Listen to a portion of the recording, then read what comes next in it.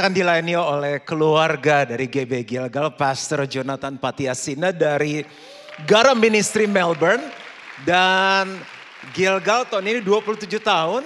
And tahun ini bulan ini anniversary pernikahan saya ke-20. Beliau yang memberkati pernikahan saya. So kita udah kenal 30 tahun ya Kak Jo. Saya panggil Kak Jo. Dan dari awal gereja ini saat-saat kita mengalami transisi, beliau yang banyak memberikan nasihat, menolong saya dalam banyak hal. Seorang yang saya hormati dan saya kasihi. Saya undang dengan hormat Kak Jo untuk menyampaikan firman Tuhan. Dan kasih welcome yang paling hangat dari GBI Gilgal. 2 kali lebih semangat lagi.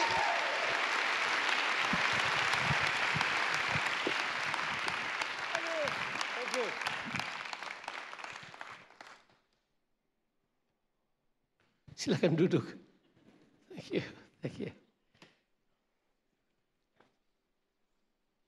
Ya, saya bilang tadi pagi kalung saya selalu jadi lebih besar sekarang. Tahun ini juga sama. Ya, apa kabar saudara-saudara? You guys looking great. Maksudnya kelihatan rapi, tertib gitu kan. Jaga jarak, isi asik. Ya.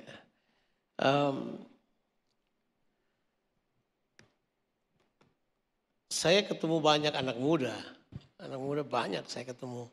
Saya mentor banyak anak muda. Mungkin separuh dari kehidupan saya habiskan mentoring orang daripada menggembalakan barangkali atau apa. Saya mentoring banyak orang. Saya masih ingat waktu pertama saya datang ke Jakarta. Saya langsung tersambung dengan satu rumah di Duku Raya nomor berapa gitu. Ya pokoknya di rumah itu saya ketemu seorang anak muda. Ya, saya tidur di kamarnya. Dia terpaksa harus tidur di kamar saudaranya karena saya tinggal di kamarnya. Pagi-pagi subuh-subuh saya dengar suara penyembahan. Anak muda itu jarang bangun subuh. Nenek-nenek yang bangun subuh. Ini udah menyembah. Saya pikir siapa ini? Ternyata anaknya Pak Wem yang nomor 2. Tuyuan lagi menyembah. My goodness. Jadi kalau saudara lihat sampai sekarang passionnya kayak gitu dari 30 tahun lalu. Itu tidak ada perubahannya. Tetap bersemangat. Ya. Never seen a man committed to the calling dan seterusnya seperti Pastor Yuan. Itu luar biasa banget. Lihat kehidupannya sekarang sangat diberkati. Lihat apa yang dia kerjakan sangat diberkati. Dan enggak ada yang sebagai seorang mentor sih, you just like it to see people like that. Lebih banyak lagi ada di sekitar kita melakukan kehendak Tuhan. Nah pagi ini saya tetap akan membahas tentang bagaimana kita ini hidup sebagai orang percaya untuk belajar menyukai ajaran-ajaran yang sehat. Itu yang bakal saya bahas lagi ya. Tadi pagi saya sudah bahas tentunya sebagian dari itu, saya akan tetap ulangi tentunya dan saya ingin memberikan penekanan-penekanan kepada beberapa hal. Nah sebelum kita memulai, saya akan memulai dengan statement ini yang saya pikir penting sekali buat kita. Sikap kita terhadap firman Tuhan itu adalah sikap kita terhadap Tuhan. Itu penting kita ketahui. Your attitude towards the word is your attitude towards God. Artinya kalau saudara bersikap salah terhadap firman Tuhan, itu berarti sikapmu salah terhadap Tuhan. Sebab Tuhan telah menyatakan dirinya kepada kita dengan jelas bahwa dia dan firman-Nya adalah satu. Kalau ada hal yang tidak bisa dipisahkan dalam pribadi Tuhan adalah dia dan firman-Nya. Bahwa Tuhan adalah apa yang dia katakan. Dan apa yang dia katakan adalah pribadinya. Berarti Tuhan telah menaruh pribadinya pada perkataannya. So when you have different attitudes towards the word of God dan towards God, it means you don't know God. Kalau saudara punya sikap yang berbeda antara firman dan pribadi Tuhan, itu berarti saudara tidak mengenali pribadi Tuhan. Dan mengenal Tuhan sangat ditentukan oleh bagaimana saudara mengenalinya sesuai dengan firman Tuhan atau tidak. Sebab sangat mungkin orang mengalami pengalaman dengan Tuhan yang mungkin pengalamannya tidak seperti yang firman Allah tulis.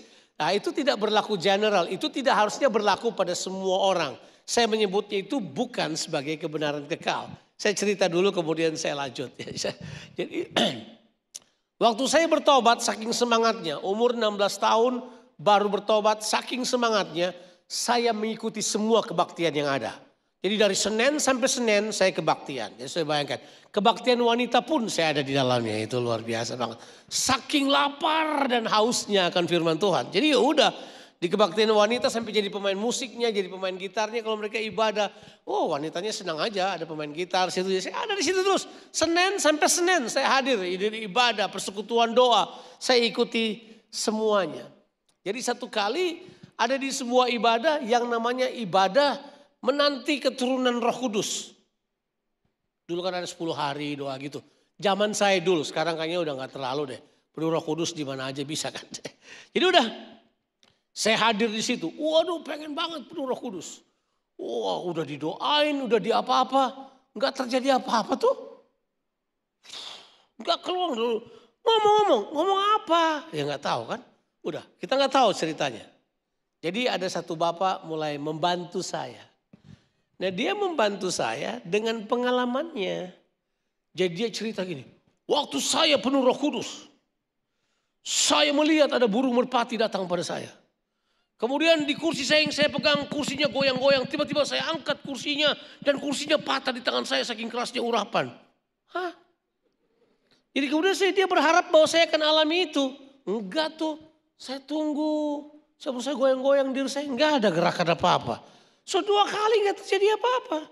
Jadi kemudian apa yang terjadi adalah pengalamannya dia mau paksakan dalam kehidupan kita.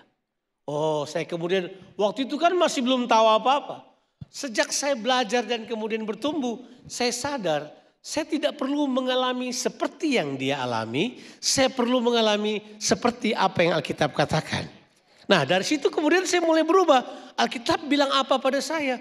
Oh, katanya gini, kalau Roh Kudus turun ya kamu yang berkata-kata. Yang berkata-kata saya. Ada yang bilang, saya merasa lidah saya tidak bisa kendalikan, tergoyang-goyang sendiri. Saya tunggu lidah saya nggak goyang-goyang nih, gimana nih, gitu kan. Akhirnya saya mulai belajar, saya yang harus berkata-kata seperti firman Allah katakan. Satu kali saya duduk di sebuah ibadah, seorang hamba Tuhan berkhotbah. Sementara dia berkhotbah, tiba-tiba dia berhenti. Sementara hamba Tuhan itu berkhotbah, saya di bangku saya udah penuh dengan Roh Kudus. Saya sudah berkata-kata dengan bahasa roh, tidak didoakan, nggak diapa-apain. Saya penuh dengan Roh Kudus. Saya baca di Alkitab, ternyata kan begitu di Alkitab. Ya kan? Petrus berkhotbah, sementara Petrus berkhotbah di rumah Cornelius, orang sudah penuh dengan Roh Kudus. Jadi kemudian saya berkata, pengalaman ini adalah pengalaman saya yang sesuai dengan firman Tuhan.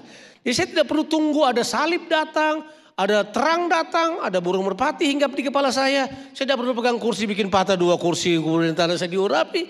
Karena saya telah penuh Roh Kudus berdasarkan apa yang saya lihat di Alkitab. Ya nggak apa-apa. Ya sudah, saya hidup seperti itu.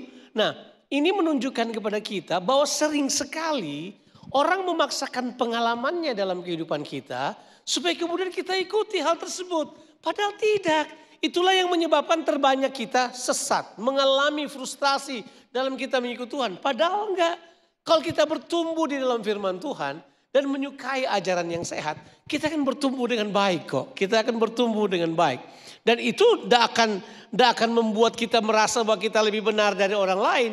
Karena kita juga sudah tahu bahwa dasar ukurnya bukan perbuatan orang lain. Saya tidak menganggap siapapun menurut perbuatan orang lain. Misalnya, saya tidak perlu mengukur diri saya seperti hamba-hamba Tuhan. Baik yang sukses ataupun yang gagal. Hidup mereka bukanlah referensi saya. Referensi saya adalah firman Tuhan. Betul kan? Saya harus belajar dari firman Tuhan. So, firman Tuhan yang meneguhkan saya. Firman Tuhan yang menguatkan saya. Firman Tuhan yang menuntun kehidupan saya. Saya harus bergaul dengan firman Tuhan. Dan kita perlu sekali diajar, dilatih, dididik dengan cara yang sehat. Yuk kita baca Alkitab. Kita akan membaca di dalam kitab 2 Timotius pasalnya yang ketiga. Ayatnya yang ke-16. Ini dulu kita baca untuk melihat tujuan firman Tuhan. Nanti kita akan elaborate dari ayat-ayat ini. Nah kita baca ayat tersebut. Ditulis di ayat 2 Timotius pasalnya yang ketiga ayat yang ke-16 dan 17. Segala tulisan yang diilhamkan Allah memang bermanfaat untuk mengajar, menyatakan kesalahan, untuk memperbaiki kelakuan, dan untuk mendidik orang dalam kebenaran. Dengan demikian tiap-tiap orang kepunyaan Allah diperlengkapi untuk setiap perbuatan baik. Ditulis di Alkitab bahwa firman Tuhan, tulisan atau Alkitab yang diilhamkan oleh Allah bermanfaat untuk mengajar, menyatakan kesalahan, untuk memperbaiki kelakuan, dan untuk mendidik orang dalam kebenaran. Dengan demikian tiap-tiap manusia kepunyaan Allah diperlengkapi untuk setiap perbuatan baik. Saya baca 2 kali. Di situ dikatakan kepada kita bahwa saya tarik kesimpulan di ayatnya ke-16. Bermanfaat untuk mengajar, untuk menyatakan kesalahan, memperbaiki kelakuan, mendidik. Kalau 4 kata saya ganti dengan sebuah kata. Saudara mau terima enggak? Kata itu adalah teguran. Bilang dulu teguran. Saudara mau sehat gak dalam pertumbuhan rohani saudara? Teguran itu penting. Ditegur itu penting. Sangat penting bahkan, ya. Makanya kita baca di Alkitab, seringkali orang tidak lagi ingin mendengarkan ajaran yang sehat.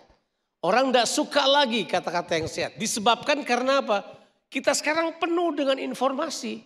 Informasi datang dari segala sisi. Bayangkan. Handphone saudara itu tidak pernah bubar dengan informasi. Saudara mau informasi apa? Kita dibombard dengan informasi. Termasuk juga firman-firman disampaikan kepada kita. Termasuk juga pengajaran-pengajaran yang disampaikan kepada kita. Tapi belum tentu yang mereka sampaikan itu sehat. Belum tentu yang mereka sampaikan itu menolong saudara. Belum tentu, ya kan? Ya, misalnya saya diberitahu teman saya katanya ada orang yang menukar Matius 28 ayatnya yang ke-19 dan 20. Jadikanlah semua bangsa muridku, mereka ganti. Jadikanlah semua bangsa sultan-sultanku. Ini lagi rame sekarang kan. Saya pikir, why? Terus kemudian orang mengambil ayat tersebut. Orang kemudian membuat sesuatu mengenai hal tersebut. Nah saya harus katakan pada saudara.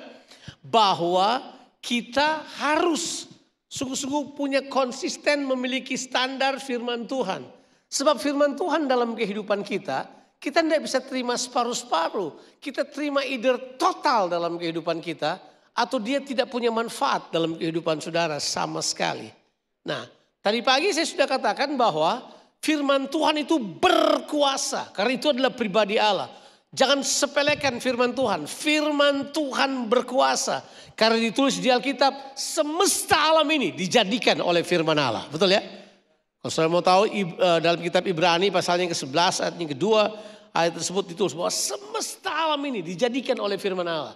Yohanes pasalnya yang pertama ayatnya yang ketiga. Segala sesuatu ada, come to existence because of the word of God.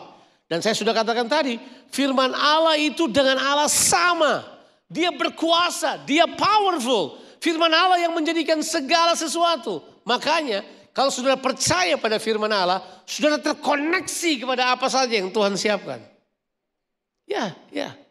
By faith, itu bayangkan. Kita terkoneksi oleh iman karena firman Allah. Kita terkoneksi. Makanya saya kemudian belajar dalam kehidupan saya. Firman itu bukan sesuatu yang kita ketemu begitu aja. Firman itu Tuhan taruh. Firman iman itu Tuhan taruh di dalam kita. Makanya saya mempercayai. Iman kadangkala bukan pencapaian. Iman itu pemberian diberitakan kepada kita. Iman diberikan buat kita. Makanya ada firman iman dalam kehidupan kita.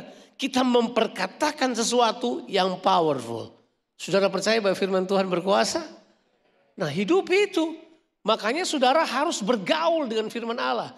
Belajar bergaul dengan firman Allah. Jangan lupa memperkatakan. Jangan lupa menghidupi. Jangan lupa menyelaraskan. Jangan lupa mengerjakan apapun. Dan kita harus mengerjakannya secara total dan konsisten.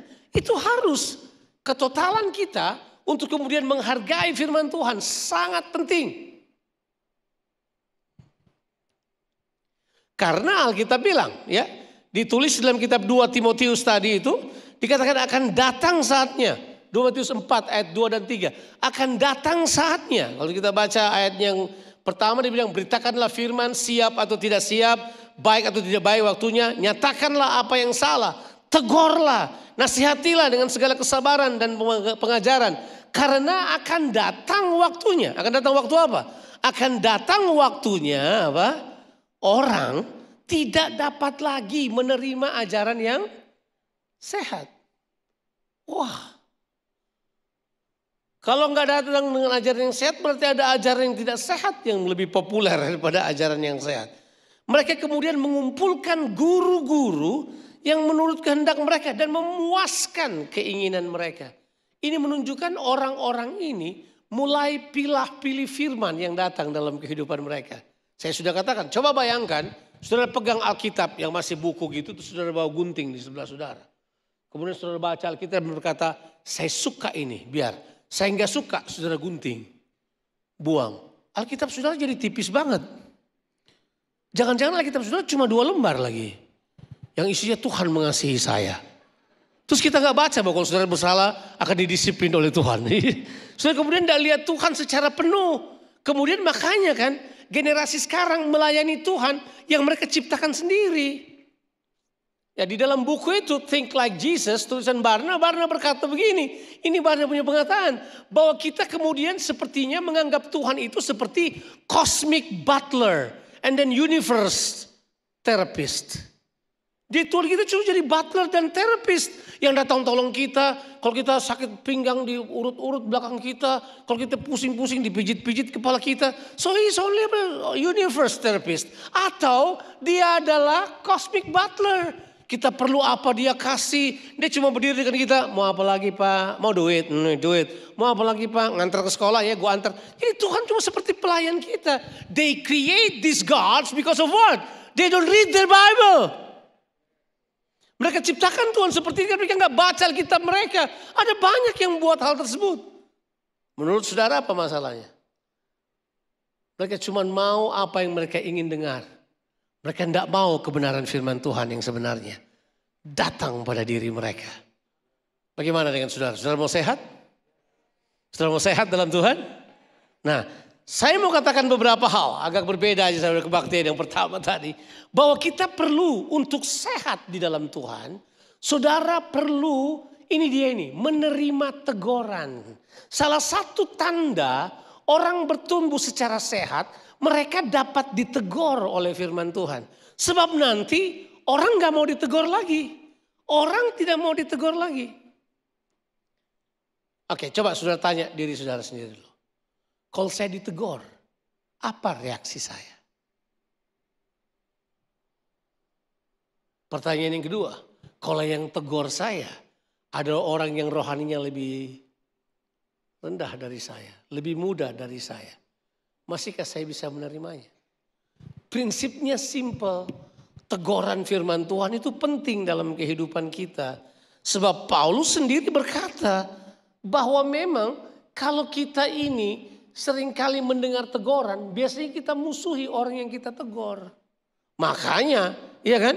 Kita lihat di dalam, kalau saudara baca di dalam kitab Galatia 4 ayatnya ke-16, itu dibilang begini, Paulus berkata kepada orang di Galatia, karena Paulus melihat orang di Galatia mulai kedagingan.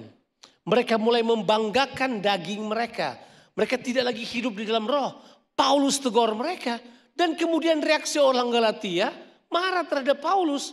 Makanya Paulus bilang begini, apakah dengan mengatakan kebenaran kepadamu, aku telah menjadi musuhmu?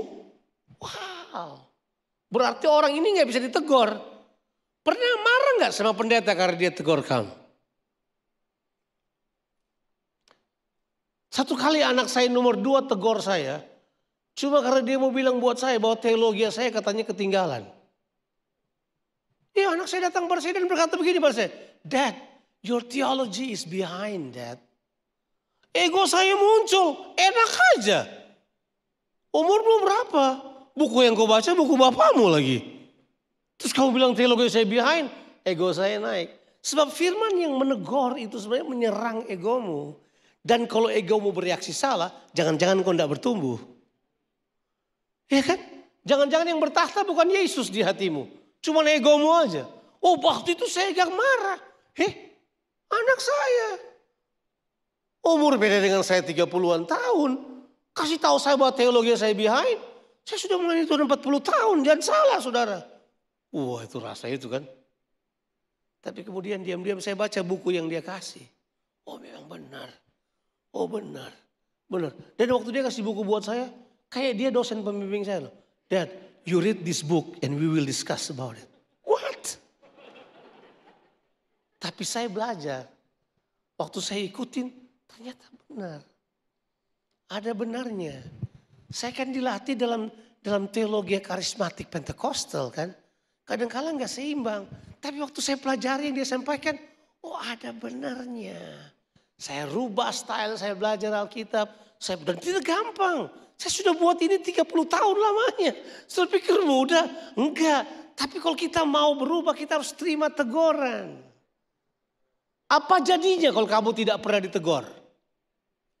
Apa jadinya kalau kamu tidak pernah ditegur? Saudara akan buat segala sesuatu tanpa perhitungan. Sebab Alkitab berkata begini, dengan penasehat yang banyak, kemenangan kita peroleh. Betul kan? Ya kita perlu dong ada teguran orang lain. Kita perlu dong masukan orang lain. Kita perlu ajaran yang sehat yang luruskan kehidupan kita. Nah, saya nggak tahu apakah saya sudah kasih ayatnya apa belum. Tapi saya terpaksa harus kutip ayat yang saya tidak beritahu pada saudara. Di dalam kitab 2 Raja-Raja pasalnya yang pertama. Itu 2 Raja-Raja apa 1 Raja-Raja? Jangan saya yang salah lagi. Itu ada, coba namanya Raja Adonia. Saya just come to mind. Ada raja yang namanya Raja Adonia. Ini dia bukan raja. Tapi waktu Daud meninggal, waktu Daud masih sakit, dia pengen jadi raja. Dia pengen jadi raja. 1 Raja-Raja kalau tidak salah. 1 Raja-Raja kalau tidak salah. 1 Raja-Raja 1 ayat yang kelima. Check it out. Kalau iya tolong manggut-manggut. 1 Raja-Raja 1 ayat 5 ya. Ini Adonia ditulis oleh Alkitab adalah dia mempersiapkan dirinya jadi raja waktu bapaknya mau meninggal. Tapi karakternya dipertanyakan. Sebab Alkitab bilang ayahnya tidak pernah menegur dia sedikit pun. Dan bertanya kepadanya, mengapa engkau membuat hal tersebut? Mengapa engkau melakukannya? Ayah-ayah ingat ya, didik anak saudara. Pertanyaan yang bagus itu latih mereka bertanggung jawab untuk hidup dalam kebenaran. Dengan mempertanyakan, nak kamu buat itu apa? Kenapa? Kalau bilang gue ikut teman gue, nanti dulu. Jangan ikut-ikutan buat sesuatu. Kamu harus tahu mengapa engkau melakukan sesuatu. Itu kan diajar. Tapi ini Adonia besar tanpa ditegur. Karena ditulis ayahnya gak pernah tegur dia loh. Apa yang terjadi buat dia? Dia kemudian mulai membangun sebuah kehidupan dengan ego yang besar, dengan kemauan yang tinggi. Dia kemudian cari penasehat yang memang punya masalah dengan bapaknya ya. Yoab sama anak-anak Zeruya itu dia dekati untuk berpihak kepada dia. Supaya dia mau kudeta raja yang bakal dipilih oleh ayahnya. Which is ayahnya memilih Daud memilih Salomo, correct? Saudaranya, adiknya lah kira-kira kalau dalam keturunan itu.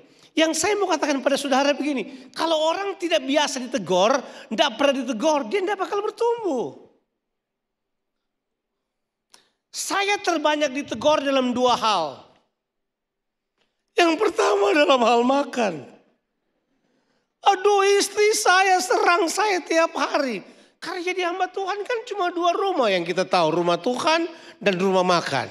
Kita selesaikan semua bisnis kita di situ. Saya ditegur, dokter tegur, semua tegur. So I have to take heed. Mereka yang lebih tahu, ahli gizi lebih tahu dari saya. Kita maunya yang enak. Padahal Alkitab sudah bilang kalau kamu makan pas enak taruh pisau di sini. Jangan ditusuk lah, ditaruh aja. Tapi maksudnya take heed, dengarkan. Yang kedua saya paling banyak ditegur karena saya tuh kalau bekerja suka lewat waktu. I work really hard. Saudara pikir jadi pendeta gak kerja ya? Ya saya work really hard kalau untuk mengerjakan sesuatu. Kalau ada project, ada apa, ada pengajaran, saya mesti mengajar. Saya bekerja, saya cari tahu, saya belajar. Kadang-kala lewat waktu, baca buku lewat waktu, tidurnya sampai jam 2. Kadang-kala tidur sampai jam 2 pagi, bangun jam 6 pagi. Itu karena istri saya itu sejak dunia dijadikan barangkali. Saya baru tidur, dia sudah bangun berdoa dengan keras. Dan dia kalau berdoa, bahasa rohnya kencang banget. Ya iblis sudah lari duluan itu yang pertama. Yang kedua suaminya kebangun. Roh malas dari saya juga pergi. Oh my God. Ya sampai saya punya masalah kan. Masalahnya masalah tidur. Deep sleep saya itu tidak pernah sampai 1 jam. Only 48 minutes, deep sleep saya poor banget. Karena mungkin sering terbang berganti-ganti itu kan. Waktu jadi bioritmik tubuh saya berubah. Ditegur saya marah. Saya bilang bagaimana? Mereka berkata kalau kamu buat kayak begini kamu bakal mati muda. Saya bilang saya sudah gak muda lagi. Tapi maksudnya kadang-kala kita melawan teguran karena kita pikir ada yang benar. Jawabannya tidak. Di Alkitab ya. Di Alkitab ada cerita banyak tentang orang yang ditegur tapi gak mau. Percayalah. Sekarang kita sudah tidak suka prinsip Alkitab ini. Dianggap udah gak benar. Kalau ada temanmu cuma berkata-kata manis terus padamu. Tolong tanya dia temanmu atau musuhmu. Sebab kita bilang musuh mencium sangat banyak. Teman sejati menegur. Iya kan? Itu jelas.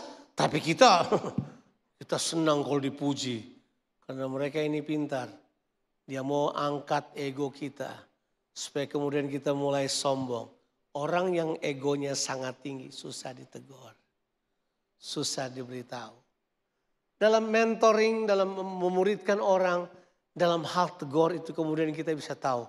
Orang ini bakal bertumbuh dengan cepat atau tidak. Respon mereka terhadap tegur. Alkitab beritahu buat kita. Disiplin dan teguran itu baik. Tahu nggak arti disiplin? Itu tuh, dididik. Kan firman Tuhan juga mendidik kan. Itu bahasa Yunaninya paudeo. Paudeo itu adalah dicambuk. Sudah saya lanjutkan, sudah langsung tegang. Berat ini. Tapi itu betul. Ya, kita harus tahu bahwa ajaran sehat mengganggu rasa nyaman, mengusik ego sang pendengar. Itu ajaran sehat. Rasa nyaman kita keganggu, gak enak banget. Wah, terganggu ego kita. Dan orang ditegur bisa saja gak tidur semalaman. Cuma karena egonya disentuh. Tidak bisa tidur. Terbangun tengah malam. Boleh saya beritahu pada saudara? Di dalam Markus pasalnya yang ke-6. Ayat 17 sampai 20. Ada kisah seorang yang aneh. Nah ini saya sebut sebagai Herod's Syndrome. Ini saya menyebutnya sindrom Herodes. Sindrom Herodes, kita baca yuk. Sebab memang Herodes yang menyuruh orang menangkap Yohanes dan membelenggunya di penjara berhubung dengan peristiwa Herodias, istri Filipus saudaranya. Karena Herodes telah mengambilnya sebagai istrinya. Jadi ini colong istri orang. Udah dibilang jangan mengambil milik saudaramu, tetanggamu, dia ambil aja. Ini saudaranya, dia ambil istrinya. Alkitab bilang karena Yohanes pernah menegur Herodes. Tidak halal kau mengambil istri sebagai saudaramu. Bahasanya keren banget ya. Ngambil istri gak halal loh. Saya kira halal hanya untuk makanan. Ini ambil istri gak halal. Karena itu, ini kata dipakai. Herodias menaruh dendam pada Yohanes. Dan bermaksud untuk membunuh dia. Tetapi tidak dapat. Jadi Herodes dan Herodias. Lucu ya. Yang ditegur itu siapa? Herodes. Yang marah Herodias. Ngeri tuh. Hati-hati. Hati-hati. Saya bilang pada suami istri. Kadang-kala suaminya ditegur, istrinya yang marah. Berniat meracuni pendetanya. Itu bahaya itu. Tuh di sisi ini benar. Coba lihat. Kemudian dia bilang ini. Sebab diberitahu. Herodes itu segan. Herodes itu segan akan Yohanes. Karena ia tahu bahwa Yohanes adalah orang yang benar dan suci. Tetapi ia melindunginya. Tapi apabila ia mendengarkan Yohanes, hatinya selalu terombang-ambing. Namun ia merasa senang juga mendengarkan dia. Nah itu. Pernah gak saudara dengar pendeta berkhotbah, saudara udah ketusuk-tusuk. Aduh gua lagi nih. Pendeta tahu dari mana ya? Hah? Jangan-jangan pendeta kayak Facebook. Belajar algoritmenya kita supaya dia tahu. Pendeta gak belajar itu. Pendeta dapat hikmat dari Tuhan. Waktu pendeta sampaikan perkataan, dia tidak perlu tahu tapi yang dia sampaikan pasti ada aja yang kena. Boom, boom. Aduh gua lagi nih, dari mana dia tahu ya? Kenal aja enggak. Tapi begitulah firman Tuhan. Firman Tuhan datang untuk saudara. Dan kemudian dia mau menegur kehidupan saudara. Supaya saudara menjadi benar. Itu memang betul. Dan memang